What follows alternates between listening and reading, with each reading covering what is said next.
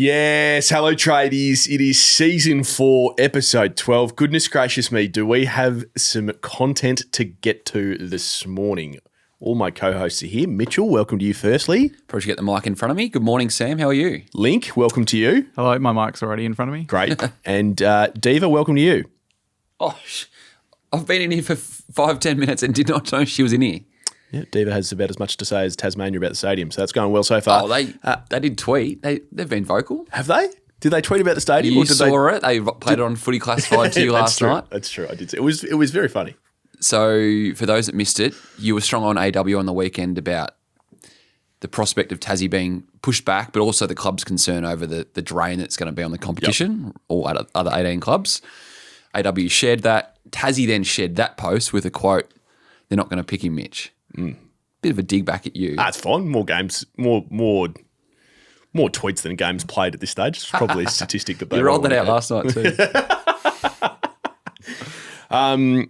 It was all in good fun. Where have we moved any further away from Tassie entering in 2028 since this time last week? It's a deep concern for both the AFL and for clubs, yeah. I mean, like, I know that everyone's laughing about it, and I know that there is this view that for some reason I don't want Tassie to get up. It just couldn't be further from the truth. I'm just trying to report what the facts are. You said last night there's no one in Australia that wants the team more than you. There isn't. Brennan Gale and these guys Probably slightly more, yeah. in retrospect, that was maybe... I'm largely with you in the clubs because I've been strong on this from the start that entering a team with the stadium not ready for the first 3 years. You took a while to come around to my line of thinking, but we got you there on Tradies. We got you. And again, we're backing over old ground, but putting them in prime time slots is what they need early. And playing home games at Blunston and UTAS in Launceston. It's a strong no from me. When I say Blunston, it's now Ninja. Hobart, or Bellree, let's just call it. Yeah. It's tough going. We do get a Thursday night game this week, though. In Tassie. Are you going there? Yes. Oh, boy. Got the thermals packed. Do you actually? Maybe. You can hide a lot of things under a suit. Oh, shit, that's funny. So you and Beck are going to be sitting on the boundary line absolutely shivering. Well, I don't want to really... Is Beck going to be wearing the thermals as well? I don't want to reveal all around Beck, but she doesn't spend the whole game on the boundary. She does go back to the box for a bit. Oh, boy. I'm pretty sure she'd be happy for that to be out there. Oh, I'm not sure she would be. Oh, goodness gracious me.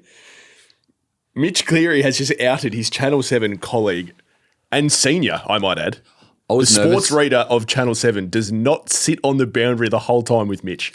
I was nervous on the weekend because I couldn't find my wet weather jacket, and it rained for about 15 minutes, so I had to wear a poncho.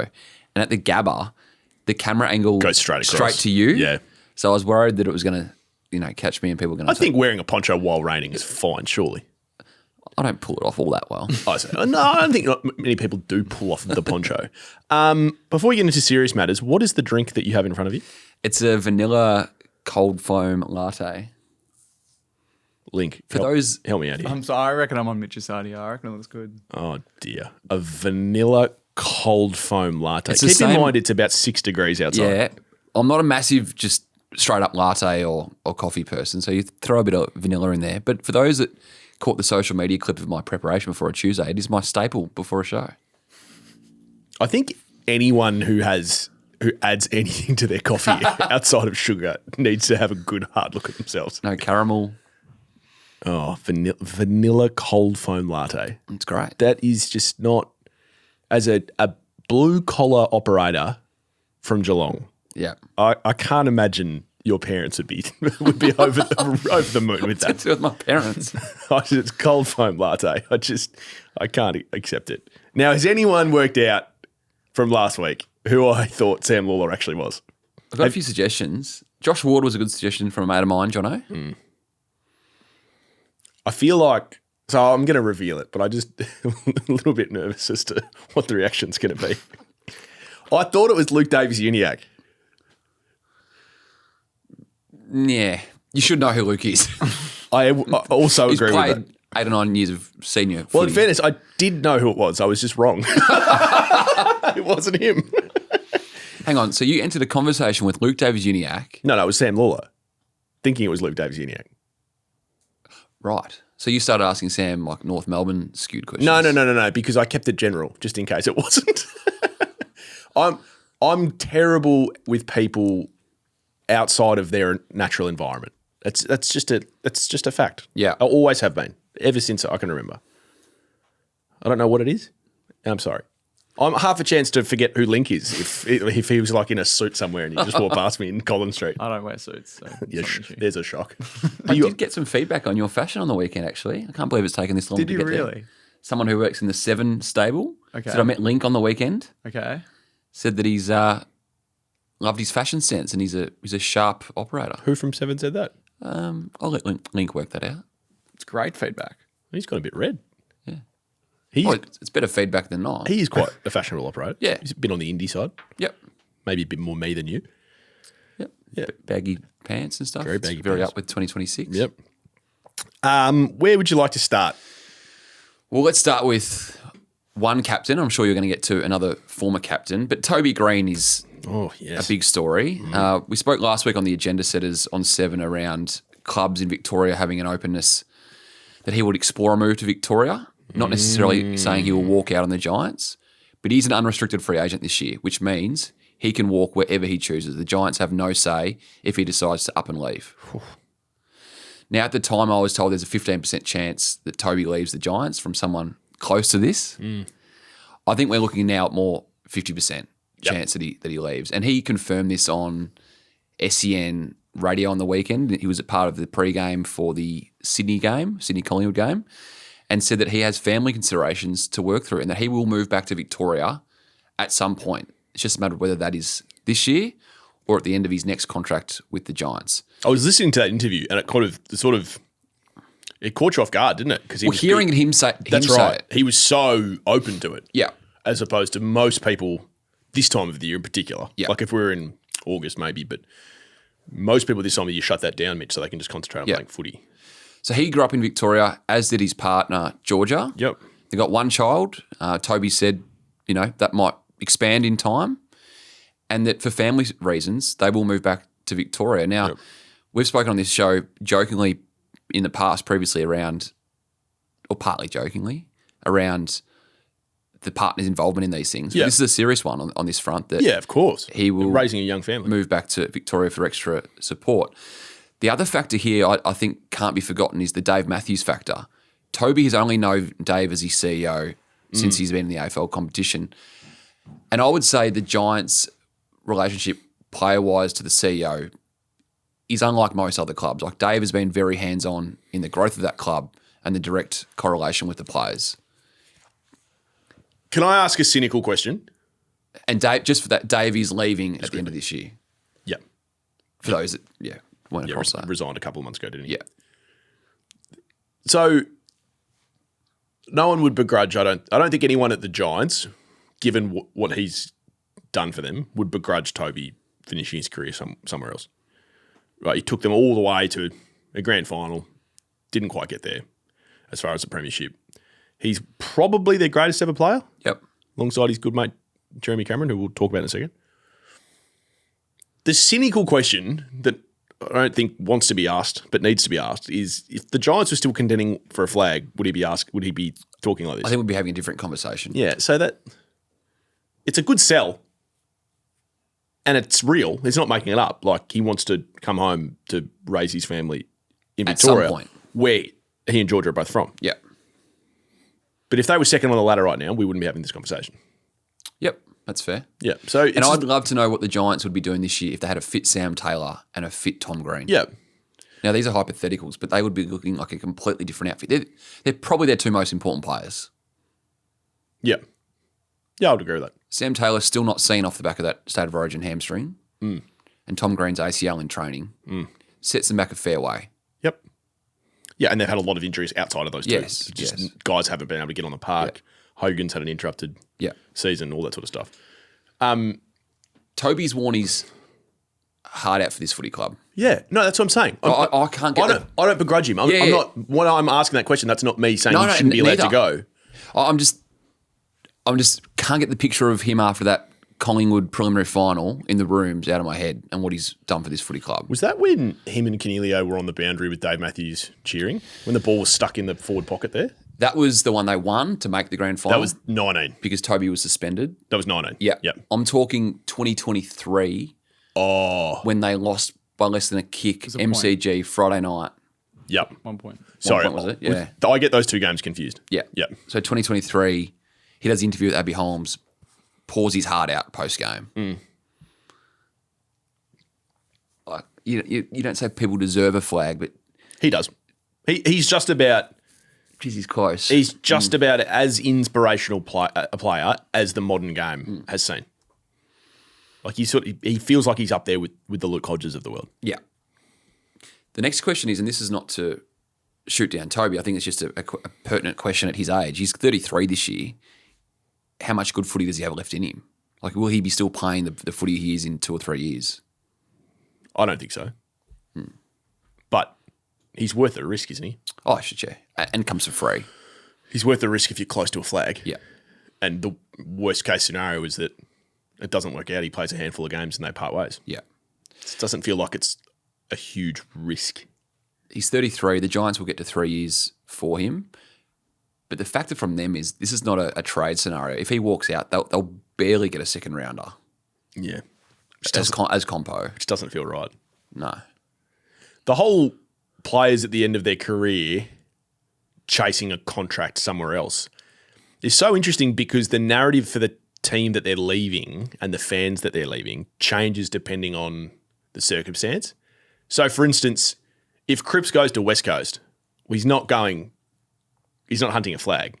He's just going to go home and B for cash. Yeah. But I don't think Carlton fans will begrudge it that much because they'll probably get something decent draft-wise back through the door. The Giants, not to speak on behalf of Giants fans, but I imagine there's mixed feelings if and when Toby leaves because it's like, on one hand, he's arguably been our greatest ever player and we love you and support you and we'll always have posters on our walls and all that sort of stuff. But on the other hand, it's like you're leaving us for greener pastures and we get fuck all for you. Pardon the pun. Yeah, greener pastures. I didn't even mean that. Do you know what I mean? Like, so every player that leaves who's been so loved at their club, I reckon the way that you look at them and their departure is completely on circumstance. You say you can't speak for Giants fans, but you can speak for Carlton fans somewhat because you are one at heart. I grew up one. Would you begrudge Patrick Cripps more if you went to Freo? Because you had Justin Longmuir on 7 last week, and he said he would be open to a conversation around Lachie Neale. I dare say if he's open to a conversation around Lachie Neale, given what Cripps has shown in the last fortnight, you'd be, happy to pick up the phone there, wouldn't you? Yeah.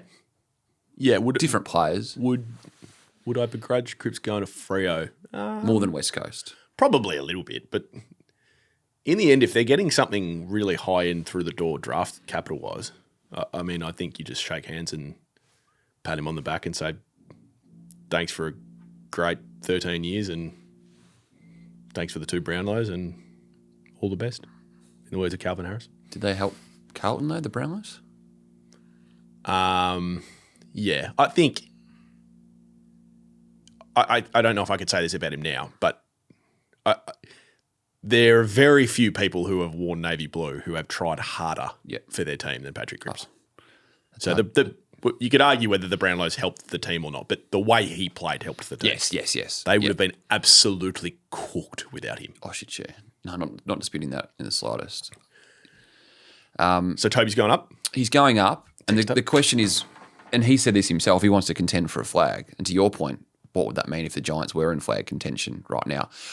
So where does he go? I don't think necessarily the Giants are out of it in the next 2 or 3 years. No, if they get people in the park. Callahan, Ash. Gun. Whitfield. Was the gun. Yep. Still a very handy footballer. Handy. Does Hogan... Taylor gun. Does Hogan stay? Yep. They're going to lose Krzyzewski if he does. Surprised you knew who that was. Nasty. Kind of looks like Sam Warwell with the shaved head. I did find out who he was on the weekend. Yeah. I had to text someone at Footy Classified being like, who's this Krzyzewski? No, I'm kidding. So the contenders for Toby? Yeah. If he wants to play in a flag, No, just give me who's who. Well, you say it's 50-50 to go. So if he goes, where's he going? Well, he wants to fly in a flag. Yeah, okay. So give me the clubs. So put a line for Richmond. No. Oh, jeez. Okay.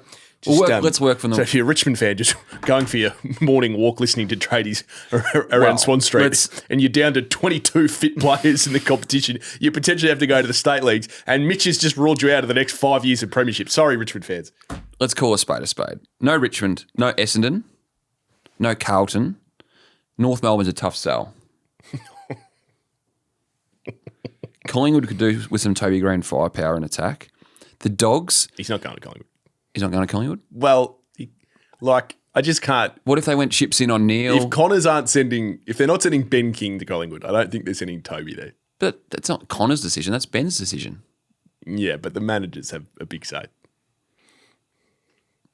What if they went, all right, we've got Nick Dacos in the prime of his career. All right, keep Collingwood in there, but he's not going to No, just thrashing it out.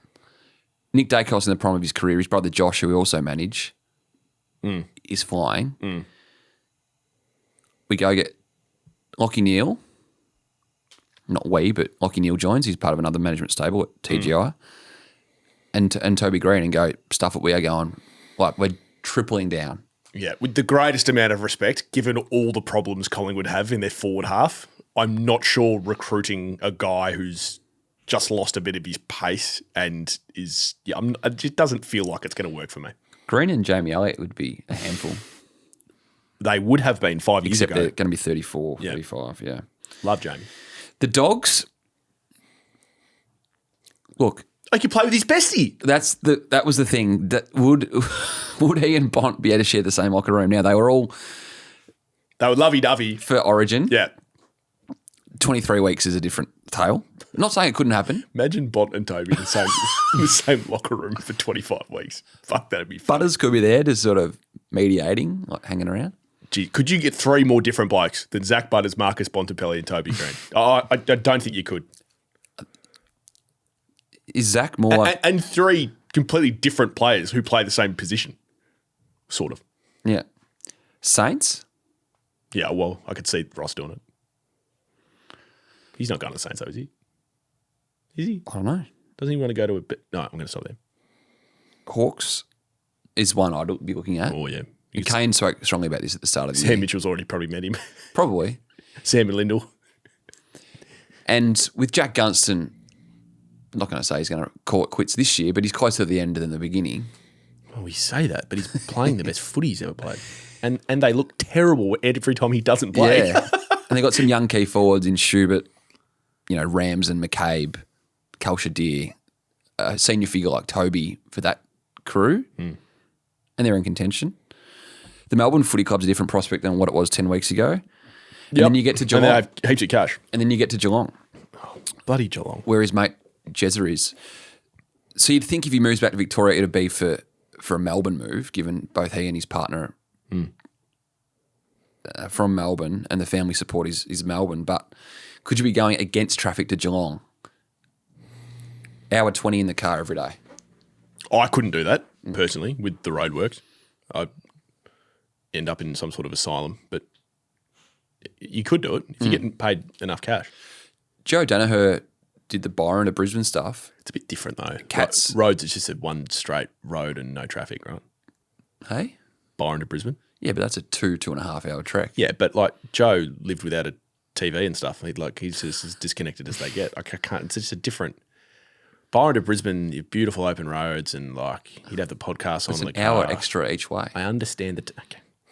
Toby, what I'm saying is that an hour 20, including the Westgate, feels like 5 hours. The Cats have the least contact hours in the competition. Yep. And you could crash one night a week at Jez's back shack thing that he's got out on his property. How many goals do we all think Toby Greene kicked last year? 38. 40. Very good, both of you. 41. 41 goals, 31. Probably a couple out there. So he still had 80 shots on goal. It's more than I thought. What's he had this year? He's kicked only 9 this year. He's kicked 9 goals, 13. From? Has he played all 10? 10 games. Yep. So he kicked 3 against Essendon, and then his only other more than a single was 2 against North. Yeah.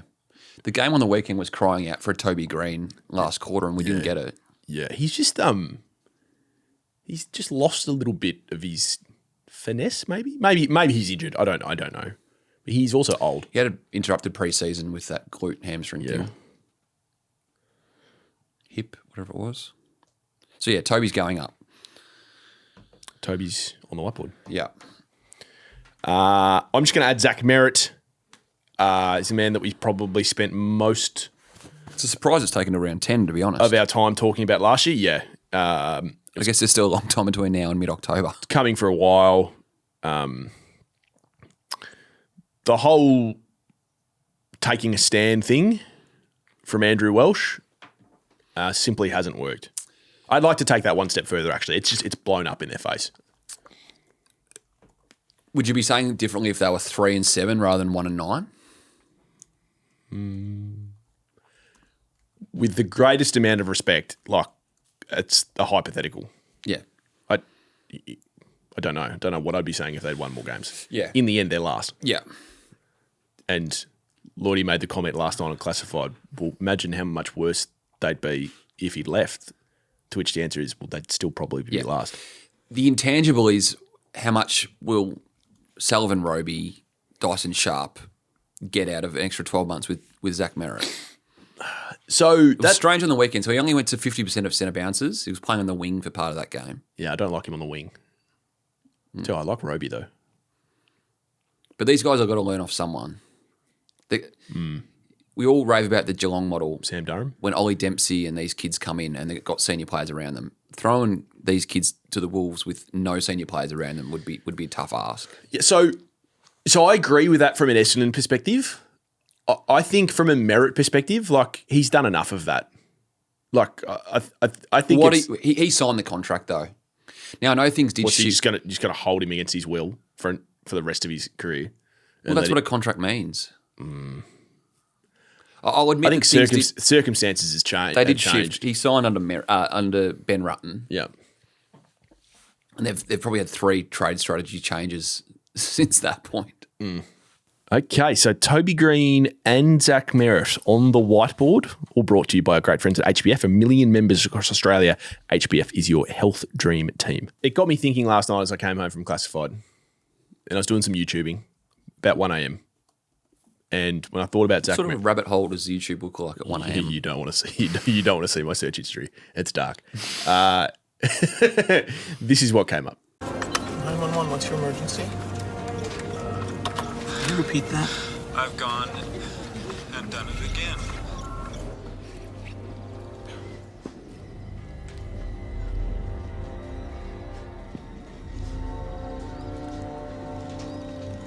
What did you got?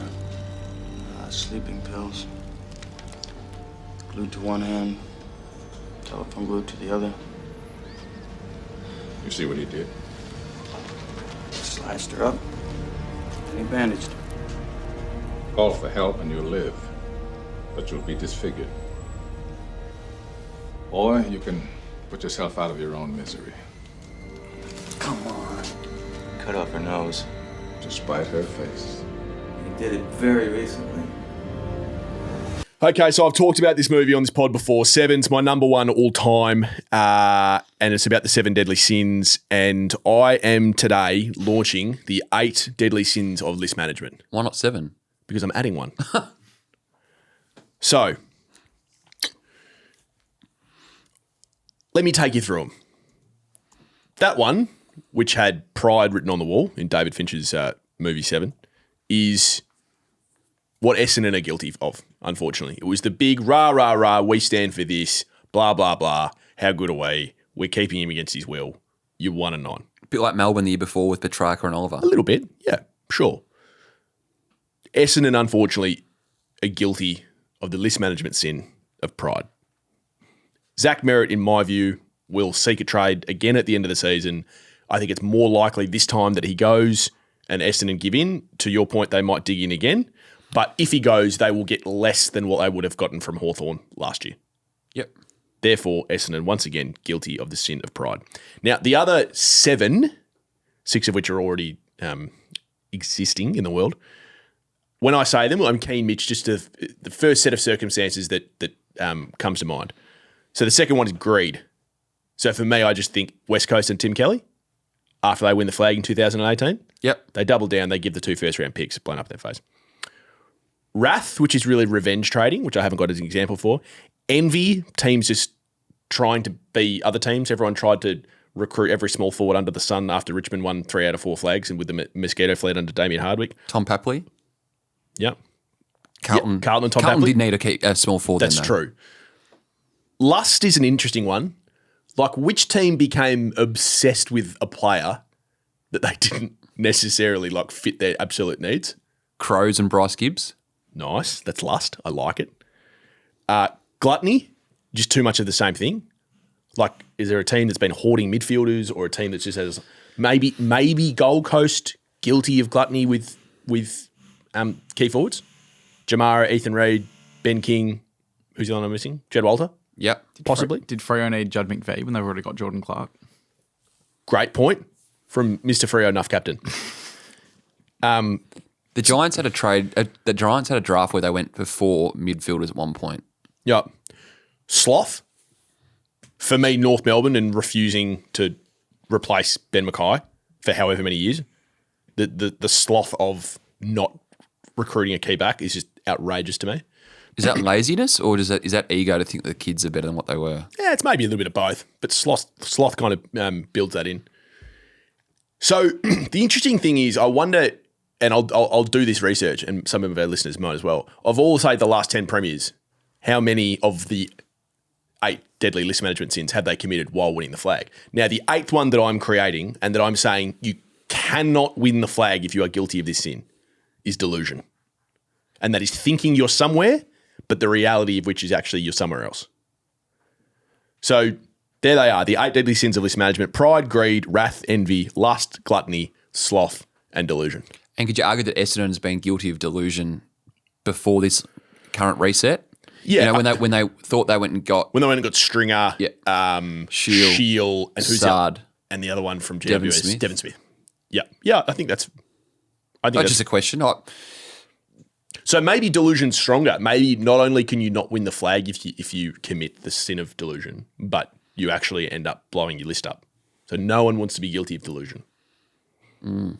So Tradies listeners out there on socials at Tradies Podcast. I like it. Or if you want to just quickly in, it can be just a quick one. Or just a quick one. It can be past. It could be what's happening right now. Or you could say, I'm worried that my team is going to commit this sin because this is the way we're heading. The 8 deadly sins. And Zach's going up. So did I finish on Zach? I probably should. Hawthorn will be thereabouts again. I think Melbourne will ask the question as they... Is that kind of well known that they had a crack late last year? The D's? Yeah. No, not that I'm aware of. So I'll just tell this story really quickly. So last year, they got rid of Petrarca and Oliver. Well, it was kind of before all that happened. So Paul Guerra had just come in as chief executive. And for those... Big Essendon man? Yeah, for those who don't know, Paul Guerra, massive Essendon man. Guess who Paul Guerra's favourite player was? Matthew Lloyd, James Hird. Zach Merrett. Right. And... He was a big Bombers fan in that heyday of 2000s though. With the Essendon-Hawthorn negotiations stalling, and if probably more than that when they were falling apart, my understanding is the Melbourne Footy Club, led by Paul Guerra, came in late and tried to organise a straight swap between Zach Merrett and Christian Petrarca. Now, I think... How did that go down with Christian? Pardon? How did that go down with Christian? Yeah, not particularly well. I think it was sort of like, hey, Essendon, do you want Christian Petrarca? And they were like, no. And then it was like, hey, Christian, do you want to go to Essendon? He was like, no. So it didn't go very far. But, Mitch, they have set themselves cash-wise at least to be in the conversation for Zach Butters should he, Zach Butters or Zach Merrett? Well, no, it was Zach Butters. The whole thing was, we're going to get to a point where if he wants to come, we should at least be in the conversation. A little like they were when Chris Judd wanted to come back. Like, he was never going there, but they had enough salary cap room. I think Alban's closer to Darley than Casey is. We should actually map that. So they're obviously not going to get Zach Butters, but they do have enough salary cap room to go after an A-grader. Oh, the A-grader. So they kind of become a different proposition, the Melbourne Footy Club, at the end of the year. Like if Melbourne finish 6th and win a final, Yeah. I don't think that Zach Merrett will end up at Melbourne, but I reckon they're part of the conversation. Does that get back to delusion? Or is that 1 year out of the box? Is that be. papering over there? These are all questions. Could I don't be. know. Yep. Could be. The other element with Zach is that he hasn't ruled out going into state. So don't, absolutely rule out a Gold Coast with this sort of stuff. Because Gold Coast are They're on struggling the to hunt. fit all of their mids in at the moment. They're after another one. Another mid. Yep. What does that mean for Bailey Humphrey then? Yeah, you're a bit obsessed with Bailey, aren't you? I am. Yeah, you like him. I haven't seen enough yet. So I think he's really good in patches. are you done with the Merrett I'm done. chat? I'm done. Because I'm into it. if he's happy to go into state, the Crows would make a lot more sense. Yep. They'll have the money. Just on the Crows, they've been not unlucky, but we all talk about their need for a second mid. Sid Draper was meant to be that guy. Yeah. Imagine Yeah. if he was up and humming. Yeah, that's a fair point. Who was the other one that they got in top 10 of the draft and then he retired? Fisher Mackesy. Fisher Mac. He was a key back. He was a key forward. back. He was. Yeah. He was. So just on Bailey Humphrey, the Suns on the weekend was only the second time this year all of Anderson, Rowell, Petrarca and Took Miller have played together. Okay.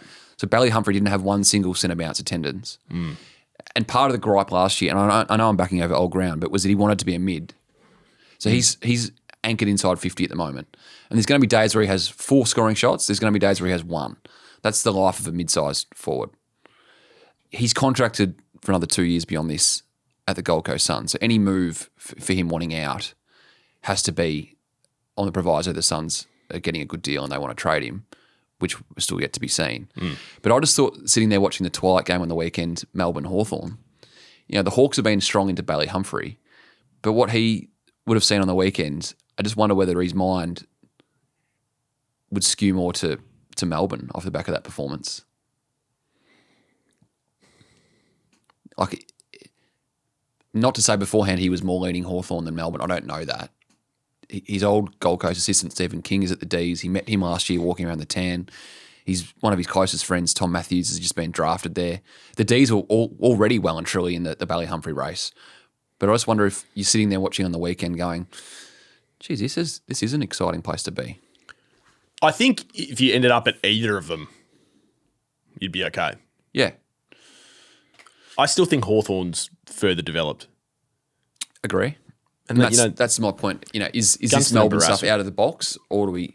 I don't think you can say it's out of the box now that they're 7-3 and undefeated at the MCG and they've beaten Brisbane, Gold Coast and Hawthorn. I don't think you can say that's out of the box now. I think Give me another month. What's the next month like? Melbourne's next month. Let's have a look. They had 68,000 at the game as well, and the average crowd this year is like 30, I think. Are you a yes on Melbourne, Link, or you haven't seen enough yet? No, I like them. You like them? Yeah. I like them too. Next month, Dogs at Yep. Marvel, They'll win that. which is, if that was at the G, I think we'd be having a different conversation. I think They'll win. They win by 6 goals if it was at the G. Yeah, the Marvel factor helps the Dogs. Is English? How far is English away? He's touch and go because he's got this concussion. Well, if he doesn't play, like Gawn and Heath will eat them alive. Because Yep. Pitnet belted the Dogs in the last quarter of the Yes. weekend. Sorry, go on. So they got the Dogs. Then the Giants at Alice. That's where you look and go, They should win that. it's a 4 or 5 goal difference if that's at the G. Should win that. Collingwood at the G on King's birthday. They should win that, but I feel like they never win that. And then Essendon. They could win the next 4. They could. They could. But they could lose 3 of the next 4. That's what I mean. So Yep. just give me the next month. Okay. And then it's the Crows at Adelaide Oval. The thing with Humphrey, Mitch, is that let's just say for argument's sake, it's down to those 2 clubs where he plays next year if he leaves the Suns. He's going to get the same amount of midfield time at both teams, wouldn't he? There's an argument to say he'd get more midfield time at Hawthorn, given that they only really have Newcombe. I know that Day, Yeah. But like Melbourne's midfield has, I think what Stephen King has done with Melbourne's midfield and the different names that they've gotten through there has been amazing coaching, really. So let's have a look at the Melbourne midfield from the weekend. Just Like- go on. If Jack Viney was fully fit right now, you picking him? You'd probably find a way to get him in the 23, but like he's not in your starting midfield. Not over Jack Steele. I think Steele and Viney in the modern game is a hard sell to play both. Can't play in the same team? Well, then you can't pick Viney. No. You just can't. Like, unless he went to the twos and had 43 weeks in a row, you can't not play Jack Steele. So on the weekend, Sparrow, Steele, Rivers with their top 3 centre bounce attendances. Yeah. Cozzy went in there. So all 4 of those had and more Cozzy than 20. didn't touch it for the first half. Cade Chandler 6, Bailey Laurie 2 attendances. I mean, you're probably picking Viney over Bailey Laurie, but they're different players. Yeah. I think if Bailey Humphrey arrived, you could find a halfback mid-split for a Rivers and you get Bailey in there a bit more. I still think I'm picking Hawthorn if I'm Bailey Humphrey. Okay. Hang on, let me just rephrase that. If I'm Bailey Humphrey, I'm staying at Gold Coast. But if he's Just to play as the third or fourth string forward? But Mitch, it's not string, but there's more focal points around King and these guys. In the end, if you're good enough, you're good enough. Yeah. Aren't we talking about Bailey Humphrey demanding well north of $1 million? Well,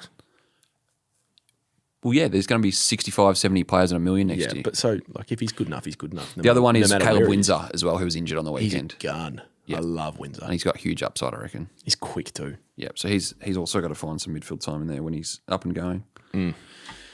And then just talking about players and their thinking. So Zach Butters probably sitting in his hotel room on Thursday night before the game in Darwin on Friday night, watching the Cats dismantle the Lions.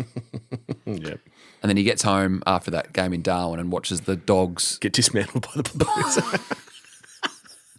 I see what you're doing here. No, just look. We might come back to it and think. Yeah, g'day, Mitch. Andrew Mackey here. Just wondering on Tradies this week if we can just position the Cats. If only Andrew answered his phone. Yeah, it's tough to get on the phone. No, he's good. He's good. Yeah. We might already look back in October and think this was a done deal in February. Who knows? But I just wonder if his mind was still wavering 10%, whether the weekend would allow his mind to waver a bit further. I do feel for the Dogs because they're very injured. They've got a lot of talent missing.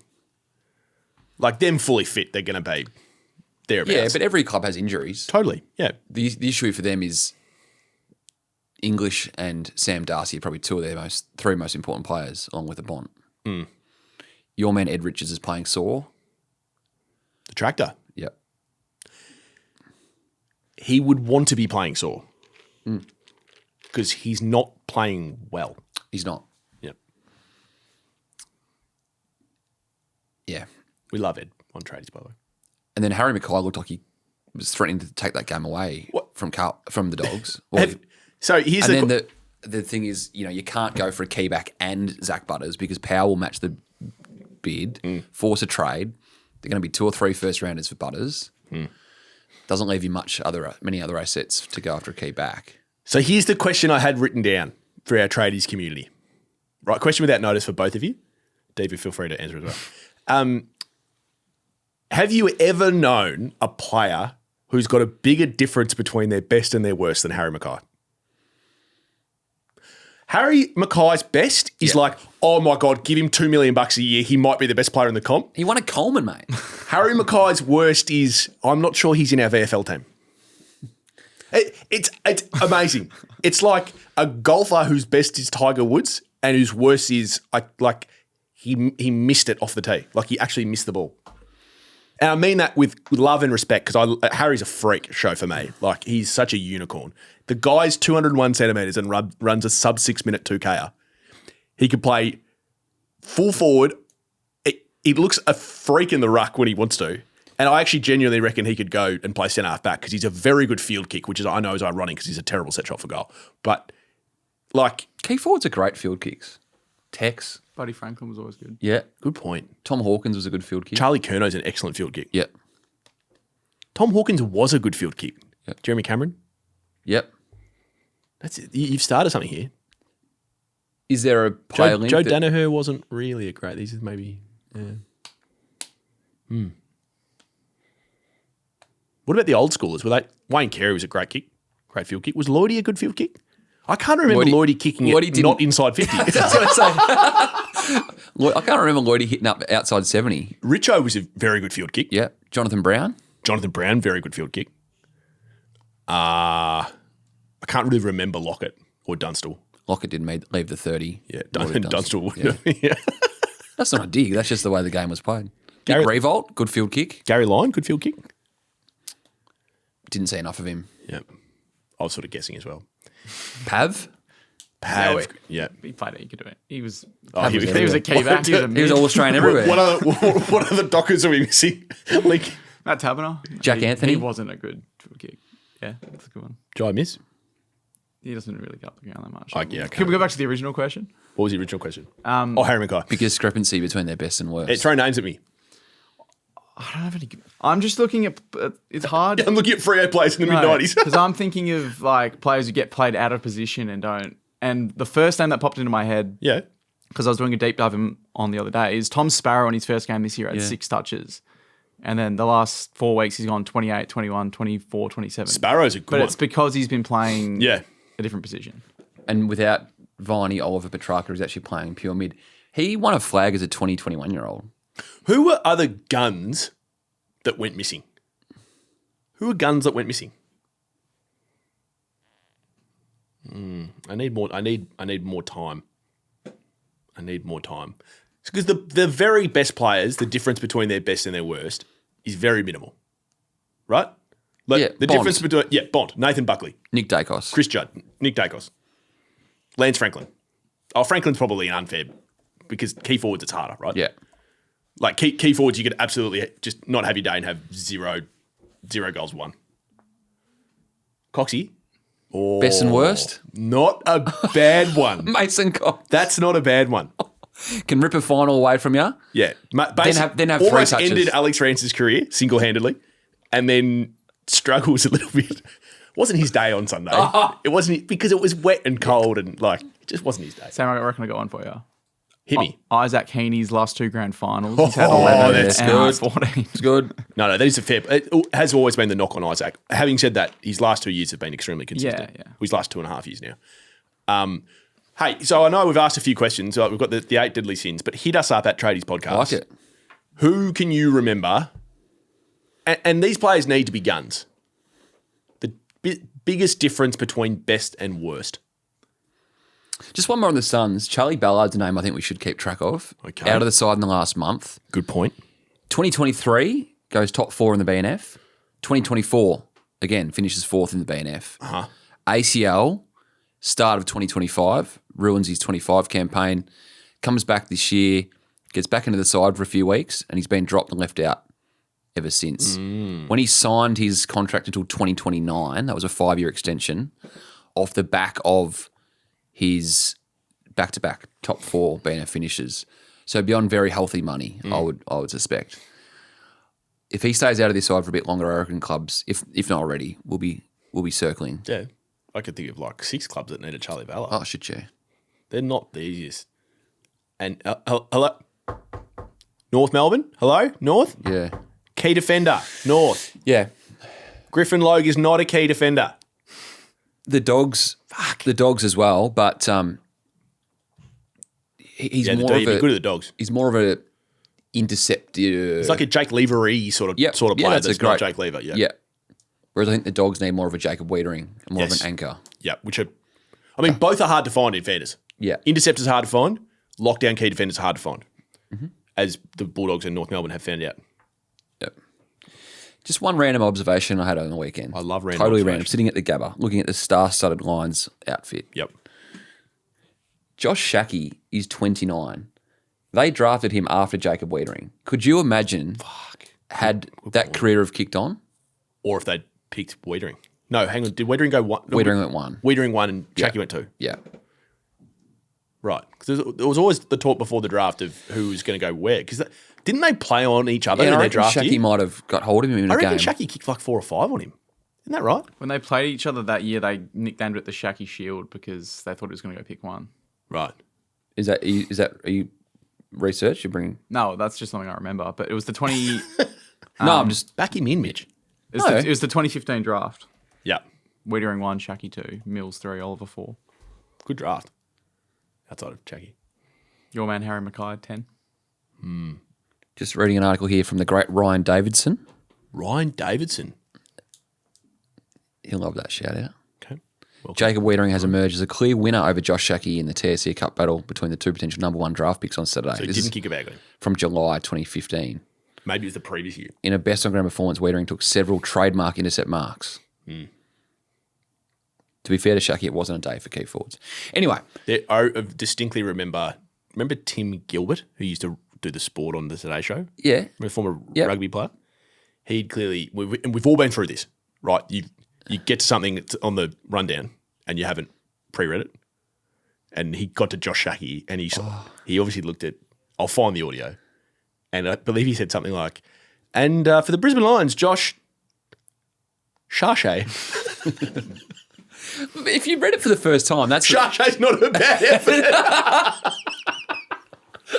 It's not.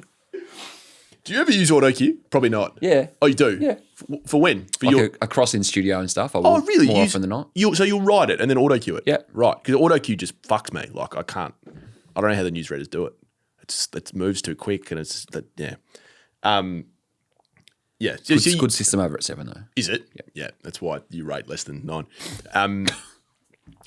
Not Riesling. Do you want to talk about your other obsession? So you've got 2 obsessions. One's Bailey Humphrey. You know who the other one is. Max Holmes. No. No. Of someone that's going to move. Darcy Wilson. Well, yeah. I was with his dad all night Saturday night. That sounded weird. I was hosting a function for Wangaratta Rovers on Saturday night. Yes. It was their premiership reunion and their Hall of Fame night. And Mick Wilson is in their Hall of Fame. Right. And so he presented one of the inductees. But I didn't know, because like Wilson's a fairly common name. Yeah. I didn't know it was the same Mick Wilson that was Darcy's father. So we had a good chat afterwards and he gave me absolutely fucking nothing, which is great. Bullshit. No. He was very respectful. He just said, what Darcy said on radio recently. Well, let's hear it. This is Darcy Wilson grilled by... With our man Ben Cameron. Darcy, contract year for you, is that likely to be signed soon? Yeah, just at the moment, just focusing on my footy, trying to play some good footy at the moment. And yeah, just seeing my manager work all that stuff out. So for me, it's just focusing on playing my role and playing good footy. Are you keen to remain at St Kilda though? Yeah, I just got to see how I go in the next few weeks in regards to my form. And yeah, I'm just, to be honest, seeing my manager do all the other stuff. So I'm just focusing on footy at the moment. Ben is a brilliant broadcaster of ABC. Oh, it feels like there's a butt coming. But he may have missed his calling as a journo. The second question was elite. Yeah. And for he is a journo though. Well, yeah, he's got a radar. He's got a journalism. I would call Ben a journo. He's more broadcaster than journo. Yeah, but doesn't he also like do all the behind the scenes stuff for their producer for their coverage? Yeah, he's journo. I reckon he's on the phone all day. He's a hunter. Yeah, hunter. That's what we are. He's got that dog. We're hunters and gatherers. But I'll give Darcy the out on the manager line for the first question. Do you want to stay at St Kilda? Fairly direct. He's pretty direct. And fairly direct. Doesn't have a lot to do with your manager. David Trotter is the manager of Darcy Wilson from Hemisphere Management. Yep. He's had some big clients in recent years and big clients that have moved. It's one of my first ever fights with a player manager with Trots over Jake Lever. Remember he met with Melbourne players in Darwin? Remember after Adelaide played in Melbourne? Was it? Sorry, it might have been Alice. I think it was Alice. Might have been Alice. Yeah. And you reported that? Yeah, and then Jake came out and said, that's completely wrong. I never met with him. And I went on radio the next day and said that Jake was wrong and he did meet with him. And then Trots rang me. He was like, you just called my client a liar. And I was like, yep. Ironically, Trots also managed Josh Shaki. Shashay. Yeah. Josh Shashay. Hey, just before I get your thoughts on where your man Darcy Wilson will end up. There'll be 17 clubs throwing the kitchen sink at him. Yeah. Can I just make a small observation? Link, play that interview again. I'm not convinced that Ben Cameron wasn't actually interviewing himself. Those two voices sound identical. One sounding on the microphone and the other one on a phone. Listen to this. Contract year for you, is that likely to be signed soon? Yeah, just at the moment, just focusing on my It's the same person. Good footy at the moment. And yeah, just seeing my manager work all that stuff out. So for me, it's just focusing on playing my role and playing good footy. Move to the microphone. Keen to remain at St Kilda though? Yeah, I just got to see how I go in the next few weeks. Darcy Wilson and Ben Cameron have the exact same voice. And, yeah, And they're 14 years apart in age. Ben's the youngest looking 34-year-old I've seen though. I mean, you guys played that bullshit audio of Lawler and Dusty who sound nothing alike. Those two people are the same person. I reckon I was next to Darcy Wilson when he was doing that interview on the phone. It's not about you, Link. I did see you wandering around looking for some airtime again. He's one of the greats, is Link, and searching for airtime. You guys are the first people I text every time. I guarantee you we're not the last people you text about it. No, definitely not. Link had the double on the weekend too. What was the double? He had the Saturday night into the Sunday arvo. Bit of extra pocket money for Link. I guess that fashion is Isn't he working? It's expensive. Who's he working for? He wears multiple caps. Right. Well, go on. Who are they? I do AFL Nation on the weekend. Right. When they give me shifts. I know the bosses listen to this show, so Who's the boss? Joel Brooks. yeah, and a couple of others. Who? I know Jules and Ben listen as well. Oh, Jules Bayard. Jules Bayard, he's a Big listener of big Tradies. mover and shaker down there at Coventry Street. Big listener of Tradies. So- geez, we've talked some shit today. Are we just? I did have a Richmond great text me saying, G'day, guys. I'm not going to say who, Well, it was obviously Richo. saying that Darcy would be a nice fit at Tigerland. Could you imagine him on the outside of Lawler, Houghton, Smiley inside? I mean, with the greatest amount of respect, like they're looking for state league players this week. Like Diva would look good in yellow and black. Name me any player in the AFL right now, and I can make a case for him looking good in yellow and black. Come on, Richo, fuck's sake. No, I wasn't. Who's to say it was Richo? Which other Richmond greats do you frequent? Brett Deledio. Okay, it was Brett.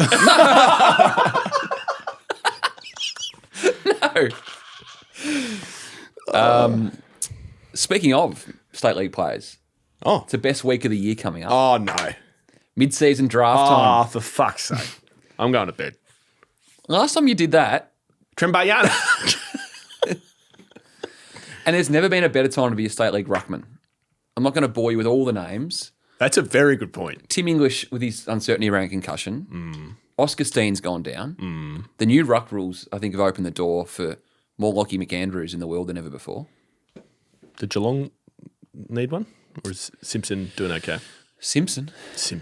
What am I fucking saying? Edwards. Why did I think it was Simpson? Who's Simpson? Sam Simpson played in their 2020 grand final. No. That is great ball knowledge. That is unbelievable. Just rolled it off. Why am I thinking He got Simpson? concussed in that last 10 minutes of that Okay, game. enough, Geelong lady. This is ridiculous. Why was I thinking Simpson? And I can Dawson picture him. Simpson? No. Young blonde. Cooper Simpson. Freo guy. Is that Cooper? Yeah, he's on the list. He's still on the list? Yeah. so. I think so, yeah. I'm not sure how we got down this rabbit hole. Anyway, Adam did Simpson? Geelong need one? Or are they just going to roll with Mitch Edwards? Well, they got a few. They got Edwards, Stanley. Conway's a bit like the Loch Ness Monster. How many games has Stanley played this year? One. Played that one game against Collingwood. Jeez. He's a good break glass in case of emergency, though, when Edwards needs a break. I feel like he's been like that for a while. Joe Pike, they've got. Who? Joe Pike. Joe Pike. From Bowen. He was working in the Bowenheads fish and chip shop 12 months ago. That's peak Geelong enough knowledge from you. That is peak enough. He's working in the Bowenheads fish and chip shop, which is a great fish and chip shop. I can picture exactly where it is. Yeah. And they got DeConing and Mark Butzars when needed. Wish they just leave to go. I think Essendon need a ruckman more than Geelong. Yep. So anyway, bore us with some names. No. There's a guy at Werribee, Jane Qualmon, Jan Qualmon. who's got the big leap. He's only played serious footy for 2 years, How tall is he, do you know? or 204-ish. He's big. And then the other kid at Carlton is Flynn Riley, who is a beanpole, but Ruckman tend to be. The young ones not anyway. always. I think he's a guy that could suit the new ruck rules. Okay. Is he a jumper? He's like a Ned Reeves, I reckon. Yep. Anyway, just thought I'd get that in there. Bit of micro. When's the mid-season draft? Next Tuesday. That's when I'm taking my annual leave. We're doing a pod next Tuesday, the day of the mid-season draft. Can you give us like a 10-minute mid-season draft preview? Because mid-season draft, John Newcomb, Marlon Pickett, Massimo D'Ambrosio, Cooper Trembath, John Noble. John Noble. There's other names I'm missing, I'm sure. Okay. Some great players that come out of there.